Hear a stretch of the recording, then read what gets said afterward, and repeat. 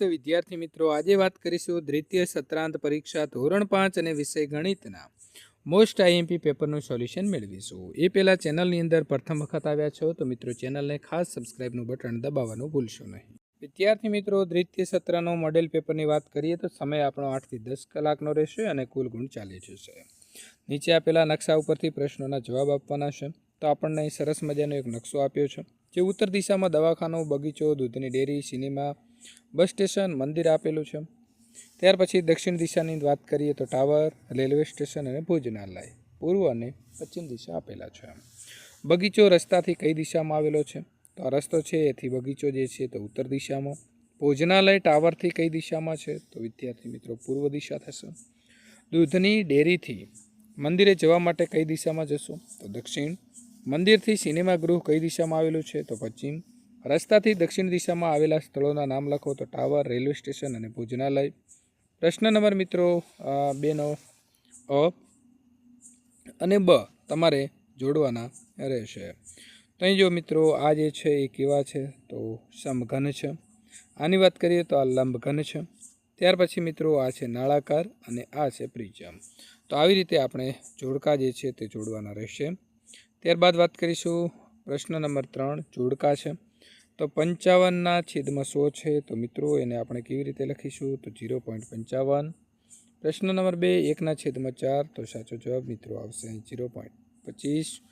પ્રશ્ન નંબર 3 8/10. તો સાચો જવાબ આવશે 0.8. નંબર 4 0.89. તો સાચો જવાબ મિત્રો આવશે 89/100. અને નંબર 5 0.9 તો સાચો જવાબ આવે છે 9/10. પ્રશ્ન નંબર 4 ખાલી જગ્યા પૂરો. 100 સેન્ટીમીટર તો 1 મીટર થશે. 300 પૈસા તો 3 રૂપિયા. 2 સેન્ટીમીટર તો 20 મિલીમીટર થશે. ત્યારબાદ મિત્રો પ્રશ્ન નંબર 5ની વાત કરીશું.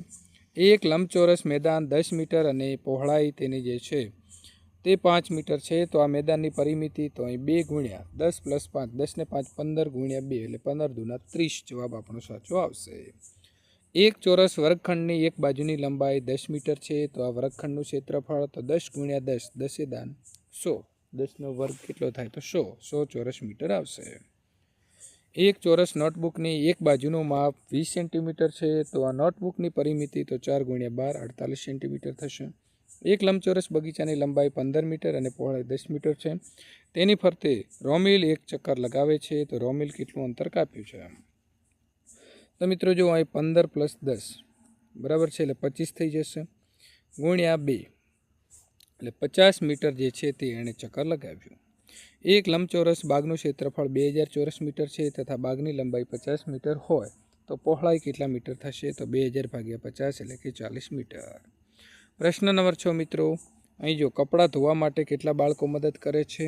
તો કપડાં ધોવા માટે 3 બાળકો મદદ કરે છે. 10 વિદ્યાર્થીઓ કયા કાર્યમાં જોડાયેલા છે? તો અહીં તમે જોશો તો 10 શામાં છે? તો ઘરની સફાઈમાં. રસોઈ બનાવવાના કાર્યમાં કેટલા બાળકોનો મિત્રો અહીં તમારે મદદમાં છે? તો 25 બાળકો ખાવાનું બનાવવા માટે. બાળકોને સૌથી વધારે કયું કાર્ય ગમે છે? તો બાળક સૌથી વધારે 47 બાળકોને બજારમાં જવું ગમે છે. આ કોષ્ટકમાં કુલ કેટલા બાળકોની માહિતી દર્શાવેલી છે? તો ટોટલ સરવાળો કરીએ તો મિત્રો 100 બાળકો થાય છે. પ્રશ્ન નંબર 7 કોઈ પણ 2 દાખલા ગણવાના છે. એક ડબ્બામાં 30 લાડુ સમાય તો 8 ડબ્બામાં કેટલા લાડુ થશે? તો 30 ગુણ્યા 8 240 લાડુ. વિનોદ દૈનિક 50 રૂપિયા કિલોગ્રામ લેખે 20 કિલોગ્રામ કેરી વેચે છે. તો આ દિવસના અંતે તેને કેટલા રૂપિયા મળે? તો 50 ગુણ્યા 20 એટલે મિત્રો 1000 રૂપિયા મળશે. એક મદનીયો દરરોજ આશરે 12 લીટર દૂધ પીવે છે. તો તે 15 દિવસમાં કેટલું દૂધ પીશે? તો 12 ગુણ્યા 15 180 લીટર. પ્રશ્ન નંબર મિત્રો 8 એક બોલપેનનું વજન 12 ગ્રામ અને પેન્સિલનું વજન 8 ગ્રામ છે. તો 5 બોલપેનનું વજન તો 12 ગુણ્યા 5 60 ગ્રામ થશે. અને 10 પેન્સિલનું વજન કેટલું થશે? તો 8 ગુણ્યા મિત્રો 10 એટલે કે 80 ગ્રામ. આ પ્રકારના સંપૂર્ણ મોડેલ પેપર મેળવવા મિત્રો ચેનલને ખાસ સબસ્ક્રાઈબ કરી તમારા મિત્રો સુધી આ વિડીયો શેર કરવાનું ભૂલશો નહીં. વિદ્યાર્થી મિત્રો, તમારું પ્રશ્નપત્ર પૂર્ણ થયા બાદ ઓરિજિનલ પેપરનું સોલ્યુશન મેળવવા માટે ચેનલને સબસ્ક્રાઈબ કરી કોમેન્ટ બોક્સમાં તમારા જિલ્લાનું નામ લખવાનું ભૂલશો નહીં.